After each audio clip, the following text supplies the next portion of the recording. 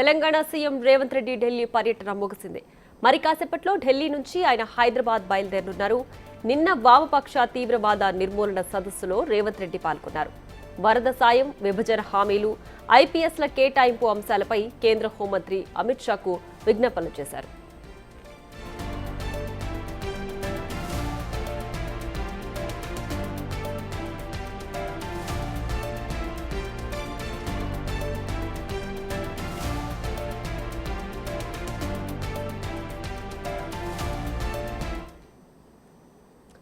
Back to you Shiva. అయితే Telangana CM Revanth Reddy Delhi పర్యటన ముగిసింది. దీంట్లో ప్రధానంగా వరద సాయం, విభజన హామీలు, ఐపీఎస్ల కేటాయింపు అంశంపై రేవంత్ రెడ్డి చర్చించినట్లుగా కూడా తెలుస్తోంది. దీనికి సంబంధించి డీటెయిల్స్ ఏంటి?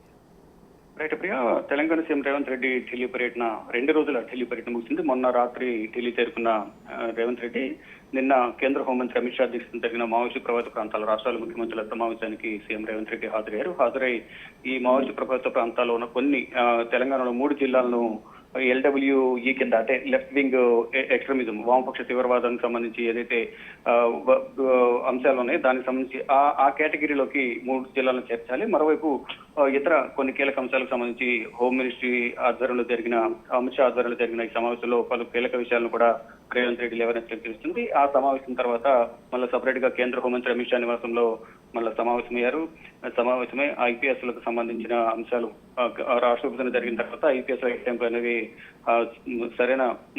సరిగా కేటాయింపులు సరిగా జరగడం లేదు, తక్కువగా ఐపీఎస్ లు కేటాయిస్తున్నారు. కాబట్టి ఐపీఎస్ కేటాయింపులు కూడా ఎక్కువ ఉండే విధంగా చొరవ తీసుకోవాలంటూ కూడా అమిత్ షాకు నివేదిక అందజేసినట్టు తెలుస్తుంది. మరోవైపు ఇటీవల కురిసిన వర్షాల వల్ల వరద నష్టం బాగా వాటిల్లిన నేపథ్యంలో వరద నష్టానికి సంబంధించి కూడా అంచనా సంబంధించి నివేదికను సమర్పించారు. నిధులు విడుదల చేయాలంటూ కూడా చంద్రబాబు నివేదిక సమర్పించినట్లుగా తెలుస్తుంది. ఇక తర్వాత కేంద్ర పట్టణాభివృద్ధి శాఖ మంత్రి మనోహర్ ఖట్టర్తో ప్రత్యేకించారు. మూసీ నది పరివాహక ప్రాంతానికి సంబంధించి, మూసీ ప్రక్షాళనకు సంబంధించి కూడా సహకారం అందించింది. మొత్తం ఏదైతే మూసీ నది మొత్తం హైదరాబాద్ లో 50 కిలోమీటర్ల వరకు ఇది విస్తరించింది. కాబట్టి అప్పుడు ఇరువైపులా కలిపి 110 కిలోమీటర్ల వరకు ఉంది. ఆ శుద్ధి చేయాల్సిన సంబంధించి నిధులు విడుదల చేయాలంటూ కూడా దానికి కూడా దిగారు. ఈ సమావేశంలో ఎంపీ చామల కిరణ్ కుమార్ రెడ్డి కూడా మొత్తం చూసుకుంటే మూసీ నది పరివాహక ప్రాంతానికి కేంద్రం నుంచి చర్యల గురించి కూడా కేంద్ర ప్రభుత్వం అందించారు.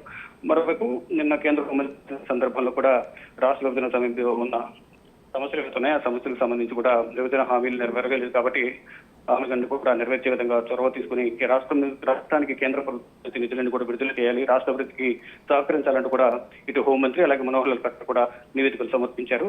ఇక ఈ రోజు తన పర్యటన ముగించుకుని ఢిల్లీ ఎయిర్పోర్ట్ కు బయలుదేరి అక్కడ నుంచి నేరుగా హైదరాబాద్ బయలుదేరబోతున్నారు.